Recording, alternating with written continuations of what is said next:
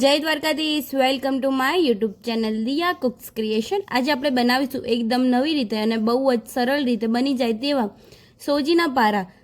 સાંજે ચા સાથે નાનકડી ભૂખ લાગી હોય તો ઘરમાં કોઈ જ નાસ્તાનો ઓપ્શન ન હોય તો તમે આ રીતે ઝટપટ બનાવી શકો તેવો એકદમ સહેલી રીતે અને સરળ રીતે ઝટપટ બની જાય તેવા સોજીના પારા આપણે ઘરે બનાવીશું। અમારા ઘરમાં તો બાળકોને બહુ જ ભાવ્યા, તમે પણ એકવાર જરૂર ટ્રાય કરજો, બાળકોને બહુ જ ભાવશે। અહીંયા મેં સોજીના પારા બનાવવા માટે એક મિક્સર જાર લીધો છે। મિક્સર જારની અંદર લગભગ મેઝરમેન્ટના માપ પ્રમાણે 1 કપ જેટલી સોજી એડ કરી દઈશું। હવે તેની અંદર બીજો 1 કપ જેટલી સોજી એડ કરી દઈશું। અહીંયા મેં મોટી સાઇઝની સોજી લીધેલી છે। હવે તેને આપણે સારી રીતે ગ્રાઇન્ડ કરી લઈશું। નાની સાઇઝની સોજી હોય તો એ પણ તેને ગ્રાઇન્ડ કરી લેવી। હવે તમે જોઈ શકો છો આ રીતે તેનો પાવડર બનીને તૈયાર થઈ ગયો છે। જેટલું ઝીણું બને તેટલો ટ્રાય કરવાનો, જેટલી ઝીણી થાય તેટલી એને ટ્રાય કરીને પીસી લેવાની। હવે અહીંયા મેં મિક્સર બાઉલ લીધું છે, તેની અંદર બધું જ સોજીનો પાવડર એડ કરી લઈશું। હવે તેની અંદર 1 ટીસ્પૂન જેટલું મીઠું એડ કરી દઈશું અને 2 ટેબલ સ્પૂન જેટલું તેલ એડ કરી લઈશું।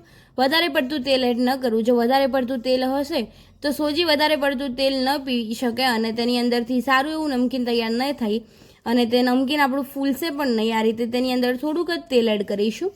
હવે તેલને બરાબર આપણે લોટની અંદર મિક્સ કરી લઈશું। તમે જોઈ શકો છો આ રીતે ઓઇલી લોટ તૈયાર થઈ ગયો છે। હવે મેં અહીંયા આ રીતે ગરમ પાણી લીધેલું છે, વધારે પડતું ગરમ કે ઠંડુ પાણી ન લેવું, રૂમ ટેમ્પરેચર પર હોય તેવું પાણી લીધેલું છે। હવે થોડુંક પાણી એડ કરીને તેને આપણે સારી રીતે સેમી સોફ્ટ એવો લોટ બાંધી લઈશું। તમે જોઈ શકો છો આ રીતે સોજીને ગરમ પાણીની અંદર બાંધવાથી સોજી આપણી સારી રીતે ફૂલીને તૈયાર થઈ જશે। તમે જોઈ શકો છો આ રીતે તેને અંદર પાણી એડ કરતા જઈને લોટ બાંધી લઈશું। હવે આ લોટ આપણો સારો એવો સેમી સોફ્ટ બંધાઈને તૈયાર થઈ ગયો છે અને આ લોટ બાંધવામાં મારે લગભગ મેઝરમેન્ટના કપ પ્રમાણે અહીંયા 1 કપની અંદર લગભગ આટલું એટલે કે 1/4 કપ જેટલું પાણી વધી ગયું છે। હવે તેની ઉપર આ રીતે થોડું પાણી સ્પ્રિંકલ કરી લઈશું અને તેને આપણે ઢાંકીને થોડીક વાર માટે રેસ્ટ આપીશું। લોટ આપણો રેસ્ટ કરે ત્યાર સુધી આપણે મસાલો બનાવી લઈશું। મસાલા માટે મેં અહીંયા એક મિક્સર જાર લીધો છે। મિક્સર જારની અંદર લગભગ 1 ટેબલ સ્પૂન જેટલો ચાટ મસાલો એડ કરી લઈશું। હવે તેની અંદર 1/2 ટેબલ સ્પૂન જેટલો આમચૂર પાવડર એડ કરી લઈશું। હવે તેની અંદર 1.5 ટીસ્પૂન જેટલું કાશ્મીરી લાલ મરચું એડ કરી લઈશું। હવે તેની અંદર 1/2 ટીસ્પૂન જેટલું સંચળ પાવડર એડ કરી લઈશું અને 1 ટેબલ સ્પૂન જેટલો મેગી મસાલો એડ કરી તેને આપણે સારી રીતે મિક્સ કરી લઈશું, જેથી કરીને બધા જ મસાલા આપણા સારી રીતે મિક્સ થઈ જાય અને તેની અંદર કોઈ જ ગાંઠા ન રહી જાય। આ રીતે ચટપટો મસાલો તૈયાર થઈ ગયો છે। હવે આપણો જે લોટ રેસ્ટ પર હતો તે લોટ પણ આપણો સારો એવો સેટ થઈ ગયો છે। હવે તેને પણ આપણે આ રીતે ફરી બરાબર સેટ કરી લઈશું, એટલે કે તેને મસળી લઈશું। આ રીતે સોજીને જેટલી મસળશું તેટલો આપણો લોટ સારો તૈયાર થશે।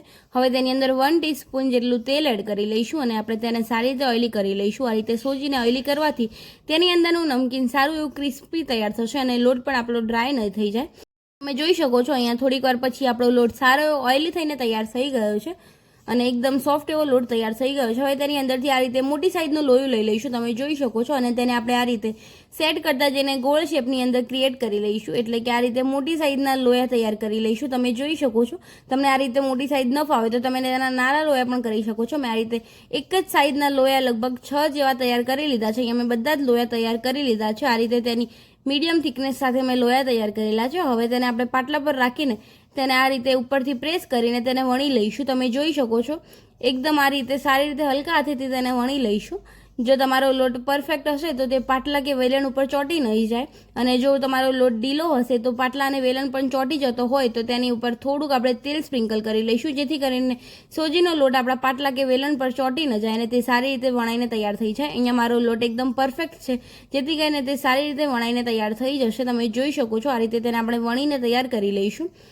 એકદમ મીડિયમ થિકનેસવાળી આપણે તેની રોટલી તૈયાર કરી લઈશું। વધારે પડતી પાતળી કે વધારે પડતી જાડી એવી રોટલી નહીં તૈયાર કરવાની। તમે જોઈ શકો છો વધારે પડતી પાતળી હશે તો આપણા નમકીન ફૂલશે નહીં, અને આ રીતે મેં મીડિયમ થિકનેસવાળી રોટલી તૈયાર કરી લીધી છે। હવે તેને આ રીતે પીઝા કટરની મદદથી તેની આજુબાજુની કિનારીને નીકાળી લઈશું, એટલે કે તેને આપણે ચોરસ શેપની અંદર કટ કરી લઈશું। તમે જોઈ શકો છો આ રીતે તેને આપણે ચોરસ શેપની અંદર મેં કટ કરીને તૈયાર કરી લીધું છે। હવે તેની અંદર આ રીતે પીઝા કટરની મદદથી એકદમ નાની સાઇઝની આપણે તેની લાઇન કટ કરી લઈશું। તમે જોઈ શકો છો આ રીતે તેની લાઇન કટ કરી લઈશું અને તમે આને મોટા પીસીસની અંદર પણ કટ કરી શકો છો। જો તમને આ રીતે નાના પીસ ન ફાવે તો જેમ આપણે ઢોકળી બનાવતા હોય તે રીતે પણ મોટા પીસીસની અંદર તમે કટ કરી શકો છો। હવે આ રીતે લાઇન ક્રિએટ થઈ જાય ત્યારબાદ તેને આ રીતે પલટાવીને તેના એકદમ સ્ક્વેર પીસીસ કટ કરી લઈશું। તેને તમે ટ્રાયેંગલ કે રેક્ટેંગલની અંદર એટલે કે લંબચોરસ કે ત્રિકોણની અંદર પણ કટ કરી શકો છો, પરંતુ આ રીતે એકદમ ઝીણા એવા સ્ક્વેર પીસીસ પણ તેના લુકમાં બહુ જ સરસ લાગે છે। તમે જોઈ શકો છો આ રીતે મેં તેના નાના પીસીસ કરી લીધા છે। અને તમને આ રીતે નાના ન ફાવે તો તમે કોઈ પણ શેપની અંદર તેને કટ કરી શકો છો. હવે આપણા બધા જ મેં અહીંયા પારા બનાવીને તૈયાર કરી લીધેલા છે. હવે પારા બરાબર થઈ જાય ત્યારબાદ અહીંયા મેં તેલ પણ ગરમ કરવા મૂકી દીધું હતું. હવે તેલ આપણું બરાબર ગરમ થઈ ગયું છે. હવે તેની અંદર આપણે એક એક કરીને બધા જ પારા એડ કરી લઈશું. તમે જોઈ શકો છો આ રીતે બધા જ પારાને એડ કરી લઈશું. જો તમારા પારા ઉપરા ઉપરી જો ચોંટી ગયા હોય તો તે પારાને પણ ગરમ તેલની અંદર એડ કરવાથી આપણા પારા ઉખડીને અલગ થઈ જશે. તમે જોઈ શકો છો આ રીતે બધા જ પારાને આપણે એડ કરી લઈશું અને તેને આપણે ફૂલ ગેસની ફ્લેમ પર એટલે કે હાઈ ગેસની ફ્લેમ પર તેને ફ્રાય કરી લઈશું. આ રીતે ગરમ તેલ હોવાના કારણે તે ફટાફટ ઝટપટ ઉપર આવી જાય છે. તમે જોઈ શકો છો લગભગ 5 જ મિનિટમાં એકદમ ગોલ્ડન બ્રાઉન અને ક્રિસ્પી એવા તૈયાર થઈ જાય છે.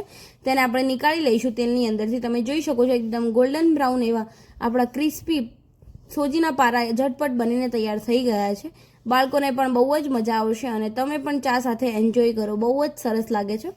હવે સેમ પ્રોસેસથી આપણે બીજા પારાને પણ ગરમ તેલની અંદર ફ્રાય કરી લઈશું. તમે જોઈ શકો છો આ રીતે પારાને એડ કરી લઈશું અને તેને આપણે ગરમ તેલની અંદર સારી રીતે ફ્રાય કરી લઈશું.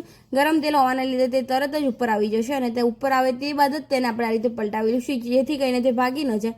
હવે અહીંયા બધા જ પારા મારા બનીને તૈયાર થઈ ગયા છે. તેની ઉપર જે ચટપટો મસાલો બનાવ્યો તો તે મસાલાને ગરમ ગરમ જ એડ કરી લઈશું જેથી કરીને તે મસાલા બરાબર પારાની અંદર કોટ થઈ જાય અને તે સારો એવો ચટપટો સ્વાદ સાથે તૈયાર થઈ જાય. અહીંયા મારા બરાબર પારા એકદમ ક્રિસ્પીવા તૈયાર થઈ ગયા છે. તમે જોઈ શકો છો એકદમ ફૂલેલા તૈયાર થઈ ગયા છે.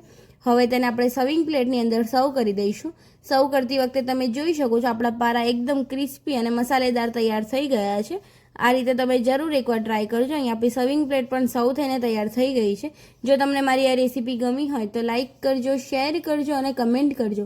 કમેન્ટ બોક્સમાં મને જરૂર જણાવજો કેવી લાગી મારી આ રેસીપી. અને હા, મારી ચેનલ પર જો નવા હોય તો ચેનલને સબસ્ક્રાઈબ કરી દેજો અને બેલ આઇકોન જરૂર દબાવજો. અને મારી રેસીપી તમે ફેસબુક પેજ પરથી જોતા હોય તો ફેસબુક પેજને પણ ફોલો કરી દેજો અને વિડીયોને લાઇક કરી દેજો જેથી કરીને મારી અવનવી રેસીપી તમને સૌથી પહેલાં જોવા મળે. મળીએ કોઈ નવી રેસીપી સાથે. ત્યાર સુધી બધાને જય દ્વારકાધીશ, જય શ્રી કૃષ્ણ.